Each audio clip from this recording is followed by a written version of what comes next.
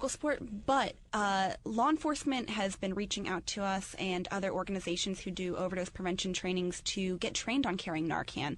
They understand that they're the people often who might be called to the scene, and to not have those tools and see someone die is really tragic. So fortunately, law enforcement is, a lot of them are being equipped with Narcan. So they understand that they need to be saving lives and upholding the Good Samaritan law, because there was a lot of education on both ends. We had to educate the public that this law existed and educate law enforcement about their duty not to make, an arrest and charge someone for these crimes. But the Attorney General's opposition really, in this letter, it stated that if law enforcement is not at the scene of an overdose, then how will people enter treatment? Because, we know how effective drug courts are. I'm saying all with quotation. Air quotes. And I guess my shock when I read this was to say that the number one reason people do not call 911 in an overdose is that they cite fear of arrest. So if there is any chance that people are going to get arrested, a lot of people will not call to save a life. And that's a hard reality, and I don't think that anyone would want that to happen if it was their child or someone that they love who was in such a life-threatening situation. But what we are doing right now at the scene of an overdose is when people are taken by the ambulance to a hospital, at several hospitals, recovery coaches are now meeting with people. I think that is a much better way to address someone who has just experienced an overdose, is to save their life, to take them to the hospital and have a recovery coach there, because you can only enter recovery if you're alive, right? So, and I think that's something really exciting, and it's really unfortunate that the Attorney General thinks drug courts are a better alternative than that.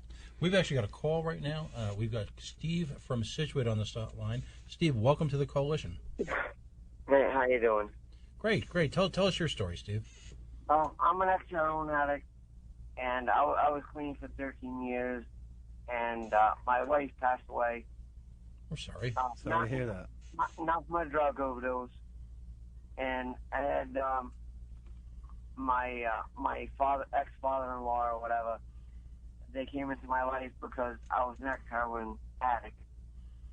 And, they took my kids away because I ended up locked up for a weekend, and I was an ex-heroin addict. And I'm trying to figure out, I've been fighting with DCYF for the past year.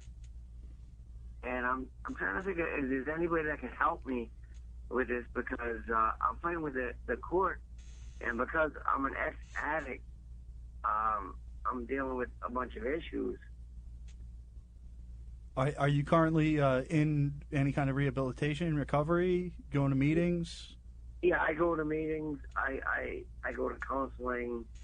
I've got a lot of things going on in my life, but my ex-mother-in-law used to be the head of DCYF, so I'm fighting with the state too, and I'm just wondering if because this woman seems to know a lot about a lot of things, I'm wondering if she knows anybody that can actually help me.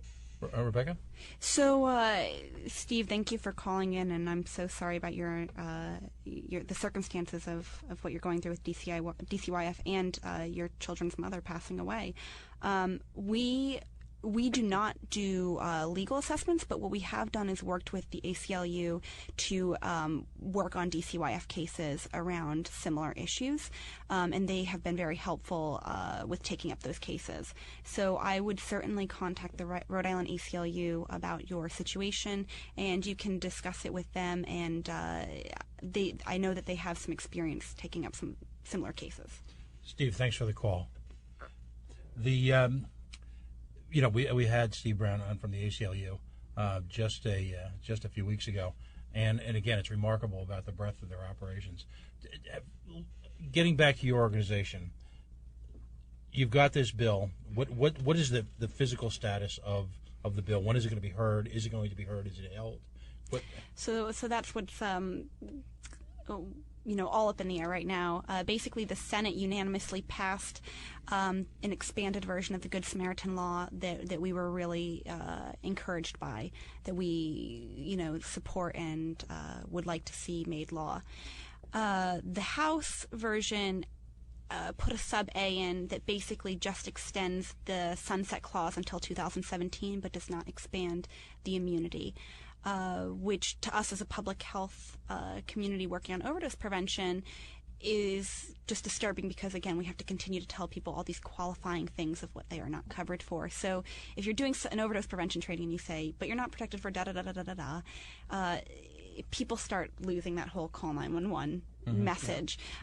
So the House just passed a version that basically is restricted and only extends the law until 2017, and then the whole House approved that version. Is there a flashpoint? Is there a representative that you see as the contact in terms of who's standing in opposition, who's holding things up? Who would you, if someone's listening to the coalition right now, who should they call?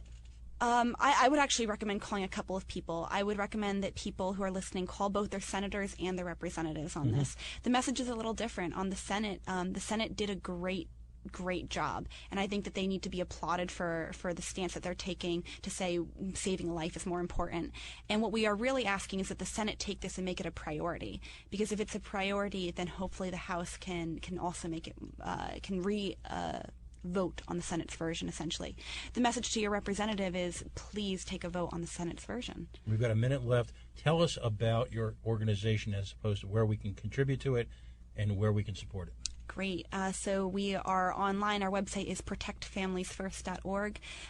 We communicate most of our updates through Facebook and social media. So we're on Facebook, and that's where we're posting regular articles, action alerts, things like that. But people can also sign up for our email listserv through the website.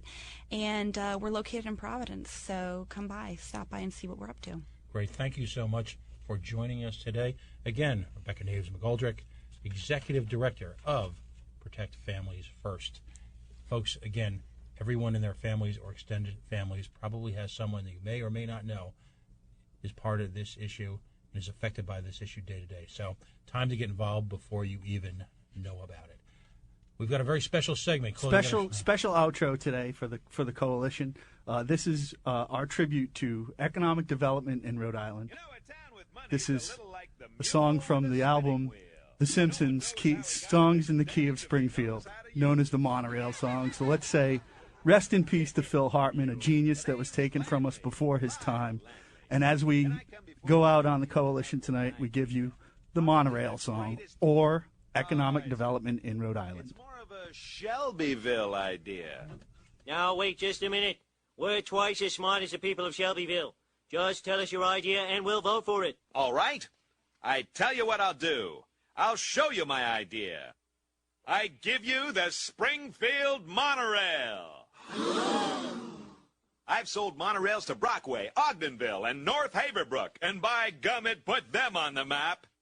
Well, sir, there's nothing on earth like a genuine, bona fide, electrified 6-car monorail. What I say? Monorail. What's it called? Monorail. That's right, monorail. Monorail.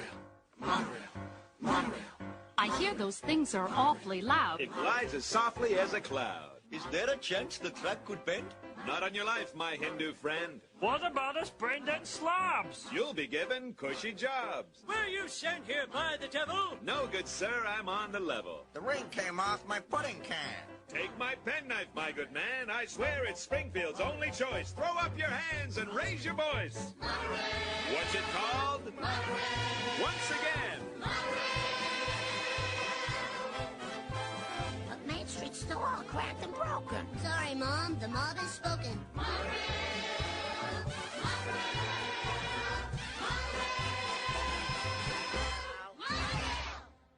Mono, don't